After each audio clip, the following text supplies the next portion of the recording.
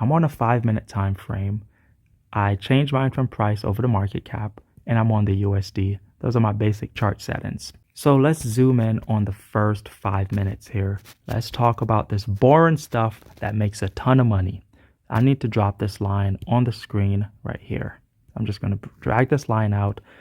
Always pay attention to your first bar, ladies and gentlemen, no matter which time frame you're on. If you're on the 5-minute time frame, like what I'm doing right now, first bar matters a lot. Let's break it down. Does this bar have more body than tail?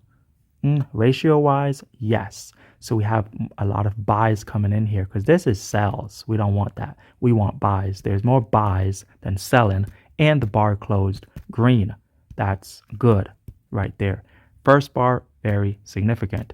These bars are horrible right here. Very horrible. We're ignoring all those bars. What I like to do is draw 2 lines. It's going to be one on the close of the bar, and my second line is on the high of the bar. So when I draw these lines, what I'm basically looking for is price to go above this first bar, and it's not happening. So all you have to do is wait it out. Just wait it out. And what you want to see is what is called a breakout. It's one of the easiest things to spot, but I know when you're a new trader, it's not easy to spot a breakdown. So I'm making this video so you guys can spot it in great detail. To remove some of the confusion, let's delete that second line, and let's just focus on this one. We want price to break out above this area right here. So we want price to break above this area, but also stay above that area. This bar right here, see this one? This one happened, but it failed. It broke over the highs, but then it ducked back down and closed below the highs. And then we did it again on this bar, but then this bar also turned red. So we're still taking no action. So then we see that this bar happened. And you have to go bar by bar when it comes to these things.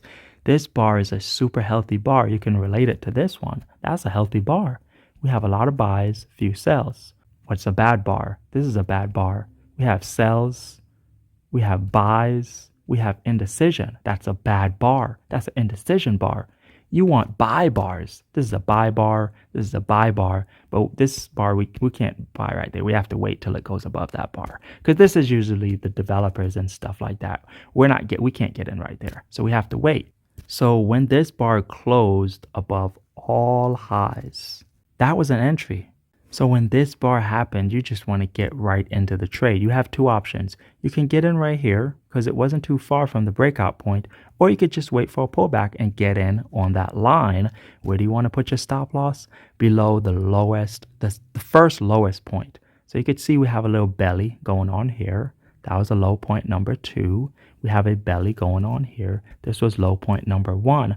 Your stop loss should be right below belly number 2. And you guys could see that markets tried to knock a lot of folks out right here, but it couldn't make it all the way down there. So the smart folks that had their stop loss where it was supposed to be won this trade. They entered right here. They put their stop loss right there. It was a huge risk, but it's risk management.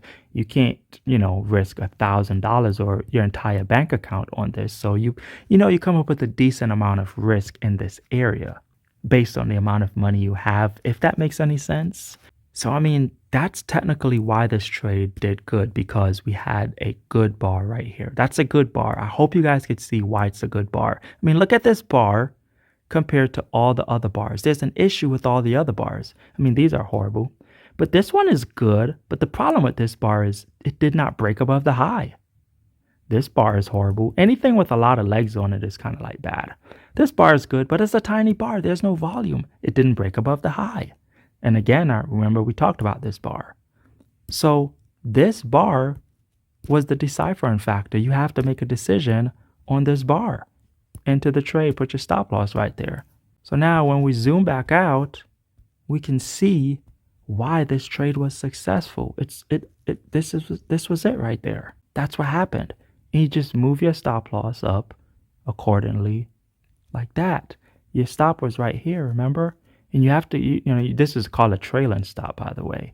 You want to trail your stop, ladies and gentlemen. You just don't want the price to be all the way up here and then your stop loss got left down here. No, trail your stop losses. Trail it by those little bellies right there, or whatever you want to call them. You stop, you stop, you stop, you stop. Ride that trend for as long as you can. That's one way to do your exits. Or like what I like to do, I like to do a 2x. So, if I'm getting in right here at 4, I'm looking for an exit right there at 8. You can see a lot of folks exited right there at 8. 2x. I'm not greedy because these things pop up every 2 minutes. But for those that wanted to be greedy, you can trail your stop loss up to see how far it goes. Okay? Because you never know where it's going to go. So that's why you trail. But again, rule of thumb, you guys are supposed to 2x. You're supposed to bin out of this trade at 800K. But that's my video for today. I hope you guys like it. Don't forget to give this video a sub and hit that like button for me. I'll see you in the next one. Peace.